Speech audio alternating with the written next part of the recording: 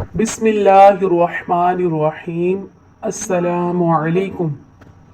تمہید۔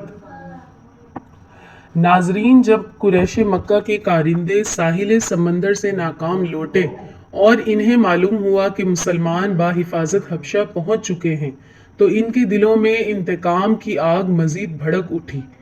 وہ یہ برداشت نہیں کر سکتے تھے کہ مسلمان مکہ سے دور جا کر امن کی زندگی گزاریں۔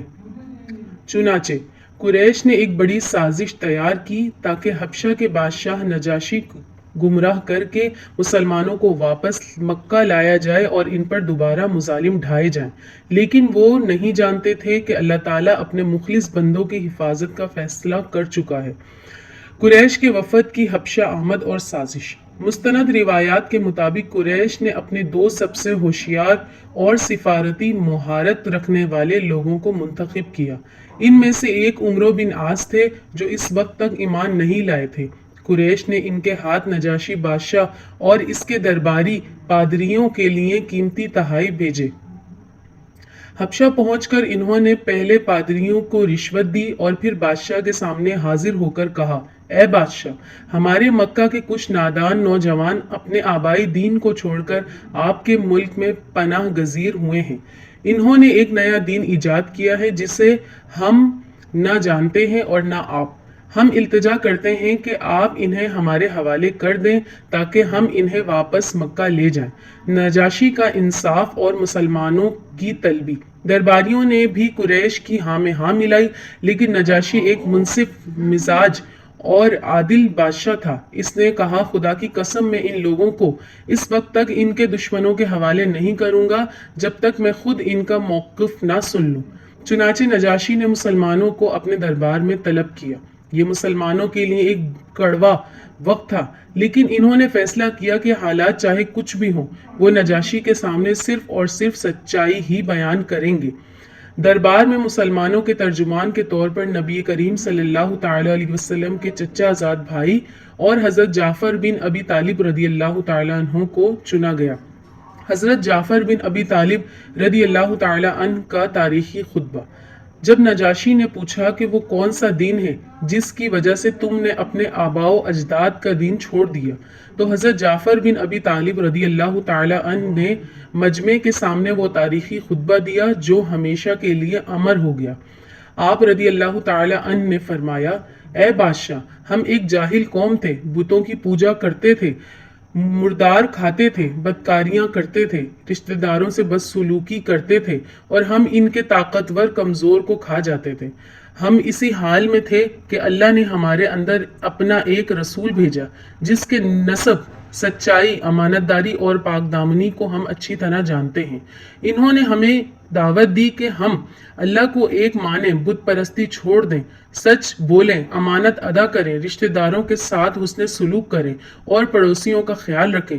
انہوں نے ہمیں بدکاریوں، جھوٹ اور یتیموں کا مال کھانے سے روکا۔ ہم ان پر ایمان لے آئے تو ہماری قوم ہماری دشمن بن گئی اور ہم پر ظلم ڈھائے تاکہ ہم دوبارہ بت پرستی کی طرف لوٹ جائیں۔ جب انہوں نے ہمارا جینا ناممکن کر دیا تو ہم نے آپ کے ملک کا رخ کیا اور آپ کے انصاف کی امید پر یہاں آئے۔ سورہ مریم کی تلاوت اور دربار کا منظر۔ نجاشی اپنے حضرت جعفر بن ابی طالب رضی اللہ تعالیٰ عنہ کی گفتگو سے شدید متاثر ہوا اور اس نے پوچھا، کیا تمہارے پاس اس کلام کا کچھ حصہ ہے جو تمہارے نبی پر نازل ہوا؟ حضرت جعفر بن ابی طالب رضی اللہ تعالیٰ عنہ نے نہایت خوبصورت آواز میں سورہ مریم کی ابتدائی آیات کی تلاوت شروع فرمائی، جہاں حضرت زکریا علیہ السلام اور حضرت مریم علیہ السلام کا تذکرہ ہے۔ قرآن پاک کی آیت سن کر نجاشی بادشاہ اس قدر رویا کہ اس کی داڑھی آنسوؤں میں تر ہو گئی اور دربار میں موجود پادریوں کی آنکھوں سے بھی آنسو جاری ہو گئے۔ نجاشی نے پکار کر کہا، خدا کی قسم، یہ کلام اور وہ کلام جو عیسیٰ علیہ السلام لائے تھے، دونوں ایک ہی نور کے دو چراغ ہیں۔ اس نے قریش کے تحائف واپس کر دیے اور کہا کہ تم مکہ لوٹ جاؤ اور ان مسلمانوں کو کبھی تمہارے حوالے نہیں کروں گا۔ اختتامیہ۔ ناظرین، یہ حق کی وہ پہلی عظیم سفارتی فتح تھی جہاں مکہ کے مشرکین ذلیل و خوار ہو کر لوٹے اور مسلمانوں کو حبشہ کی سرزمین پر مکمل تحفظ اور آزادی مل گئی۔ لیکن قریش کی دشمنی یہیں ختم نہیں ہوئی۔ مکہ واپس آ کر انہوں نے مسلمانوں پر اپنے ظلم کی حدیں مزید پار کر دی۔ اگلی قسط میں ہم دیکھیں گے کہ قریش نے مایوس ہو کر حضور صلی اللہ تعالی علیہ وسلم اور آپ کے خاندان کا مکہ سے کس طرح معاشی اور سماجی بائیکاٹ کیا، اور مسلمانوں نے شیعب ابی طالب میں کیسے 3 سال سخت ترین بھوک پیاس میں گزارے۔ اگر تاریخ اسلام کی یہ مستند اور ایمان افروز قسط آپ کے دل کو چھو گئی ہے تو ویڈیو کو لائک اور شیئر ضرور کریں، اور کمنٹس میں حضرت جعفر طیار کی عظمت کے اعتراف میں رضی اللہ تعالی عنہ ضرور لکھیں۔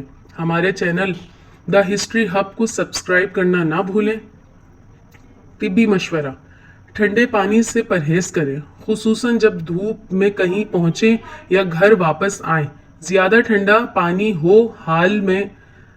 حال میں نقصان کا باعث ہے۔